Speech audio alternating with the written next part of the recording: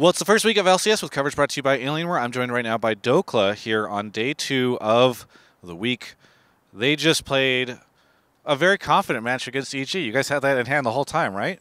Yeah, we were doing the CLG strat where it's like win one game for false confidence, and then we're gonna lose it, and then we're like, oh, it's 2023, let's just win. Okay. Yeah. Yes. Down, I think, close to 10K at a certain point. Yeah. What allowed you to swing back in? Well, if you think about it, 10K is just like a number, so we really thought about that, and we're like, we're not that far behind, so we just That's pretty far behind, just to be clear. Yeah, I mean, 10K is really a lot of gold to be behind, but in seriousness, like we just scaled up with our comp, and then their comp just fell off, and they didn't really make any proactive plays, so they kind of just let us farm. Didn't really, even when they got Baron, they didn't really push or dive. So, and then Joe just got caught a lot, so that really helped us. Yeah. I was talking to Palafox yesterday, who was saying that he felt as though you guys had a very high ceiling still, that you had not hit it yet, and that you guys were a team that hadn't made any changes, so you should be looking really good right now. Do you feel like you're looking really good right now, especially given how rough of a start that was? I wouldn't say I'm feeling confident in like what we can be. Like I think, honestly, the biggest move for us was, at least for me, was getting Soaz as a coach. So he's been insanely helpful, and like after every game, he's giving me like really good knowledge. So that was like their biggest offseason move, honestly, for CLG, at least in my opinion, for my lane.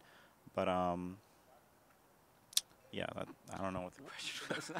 The question was, do you feel like you guys are playing like really well, given that you have these advantages? I think with the lead, we're able to play well, but obviously it's easier. But I don't think we're like that good yet. Like even I think our first couple weeks of scrims were like really bad. Like we were kind of like really boosted. So we're kind of getting back into it, and this is the first week. So getting a 2-0 when we're playing like that rusty was, it's good. But obviously, let's not get carried away. Like we still need to get a lot better. How long do you think you can sustain this level of performance? Because theoretically, a bunch of other teams are going to start to catch up, right? So you're kind of trying to like outpace them. Because you all, as Palafox pointed out, you all have the 5 players who have stayed together. So that gives you like a bit of a bonus going into this theoretically. Do you disagree with that? I mean, technically it's a bonus, but I think it's more like your drive. Like I feel like some players just don't care, and then some players just care more than others. So it really depends. For me, it's like, do you just want to win, and where you're willing to sacrifice to win? So I think for our team, like everyone's pretty invested. So I think that's what really it boils down to, instead of just like how long people play together. I think it helps just being like open with each other, but in the end, it really depends on like who is like gonna put the work in. There was a interesting conversation I just had with Vulcan about the new scrim schedule, which I think has been a hot topic with players. What do you think of the new scrim schedule? Well, it's 12 to 3 and then 5 to 8, as far as I'm aware.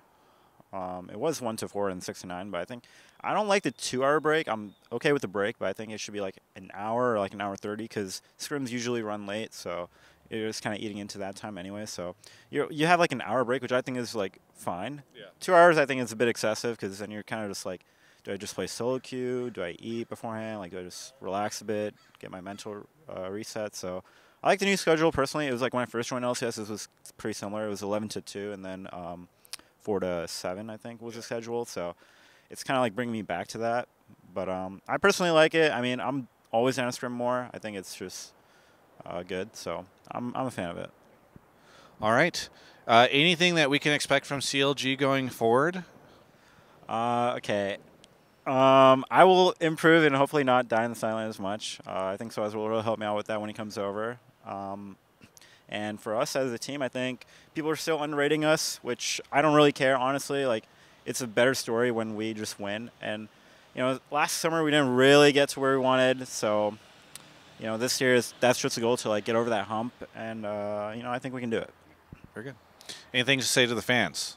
Honestly, thank you for the support. Last year was really sick, especially in New York, where everyone came out and was, talking with me for all the support. So hopefully we do well this year and can make it to MSI and Worlds.